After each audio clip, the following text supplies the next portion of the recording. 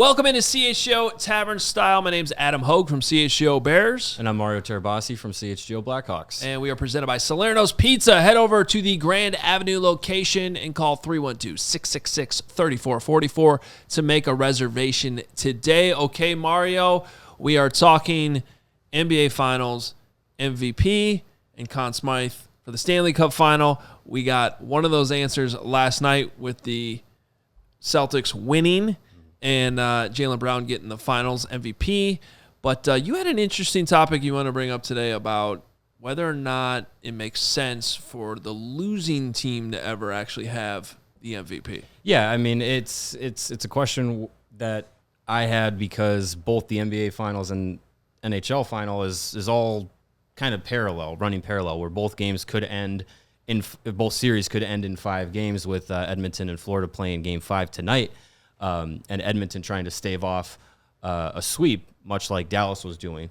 And also in both series, the best player in the series so far is the team that's down 3-1 or ended up losing the series, with Connor McDavid being the best player right now, not only in the Stanley Cup Final, but in the postseason for the Edmonton Oilers, and Luka Doncic, who was basically the best player all postseason for the Dallas Mavericks, and then was the best player, arguably, statistically, in the final.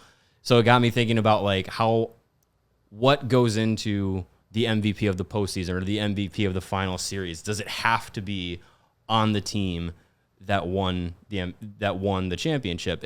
Because in regular seasons, how many times are MVPs named and it's not the player on the best team? Wow.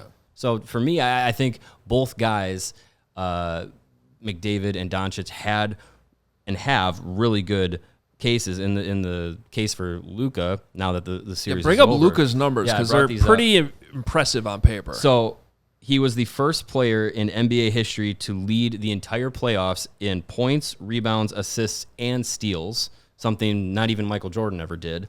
And then you have, in the final series, he led the entire finals in points per game, rebounds per game, and steals per game, and he was second in assists per game with 5.6. And this little note here, he's the youngest player in NBA history to average 25, 5, and 5 with 2 steals per game in an NBA Finals. So, I mean, you have him leading in pretty much every category, and the only one that he didn't in assists, he was second.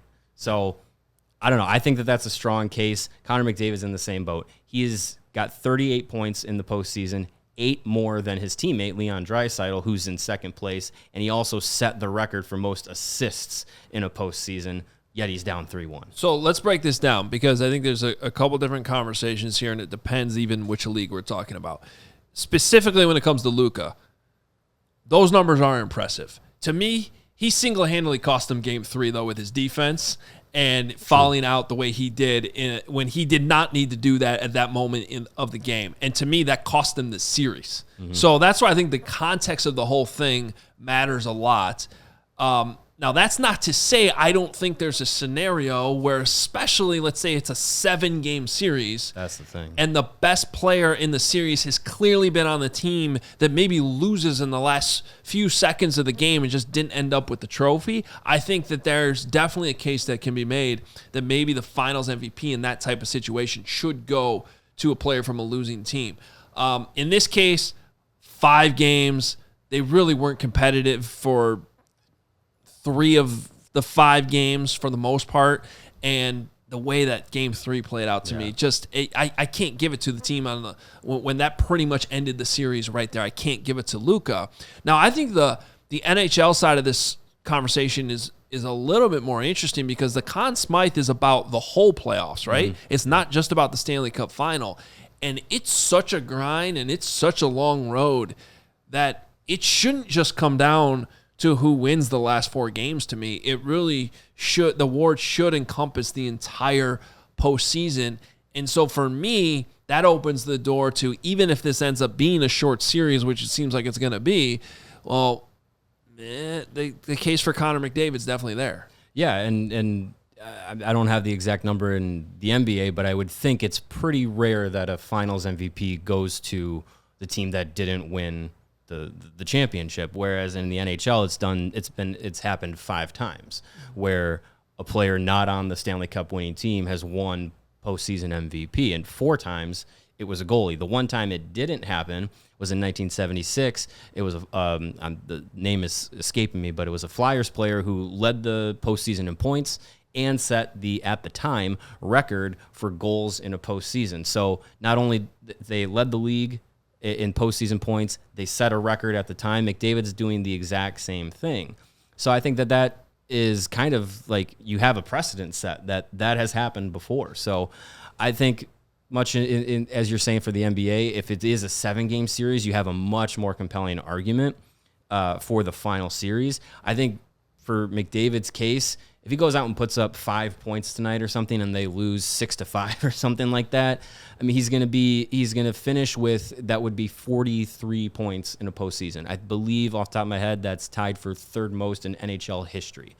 It's really hard to say that that's not MVP worthy, even though, you know, a team loses in 5 in the final. Yeah, I agree with you. And maybe you could strengthen that case too if they could pull out. You know, yeah, if they win tonight, they go to 6 games, they go to 7 games, then, you know, he has a chance. If they can extend it to 6 and 7 games, he actually has a chance to flirt with Wayne Gretzky's record for most points in a postseason, which is 47, which Gretzky did in 17 games, which is ridiculous. A reminder that CHGO Tavern Style presented by Salerno's Pizza. Head over to the Grand Avenue location. Call 312-666-3444 to make a reservation today.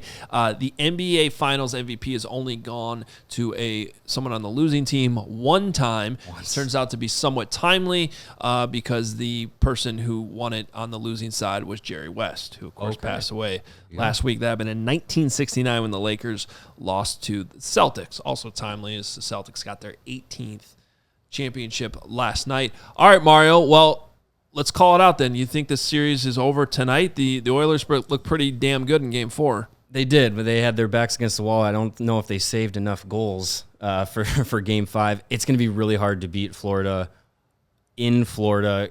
The Cup's in the building. Jason Tatum's going to be in the building. He's bringing the Celtics to Florida for the game because him and Matthew Tkachuk went to the same high school. Yeah. So you might have the Stanley Cup and the Larry O'Brien Trophy in the same building at the same time, and it's going to be an electric energy. So I think it's going to take a huge effort, much like we saw in Game 4 from the Oilers, to replicate it. Maybe they do it tonight, but I don't know if they have enough to win the series. Well, I'm all for more hockey, but it seems like these two series are kind of paralleling themselves a little bit. For Mario, I'm Adam Hoge. It's been CHGO Tavern Style, presented by Salerno's Pizza. We all silly like the mayor.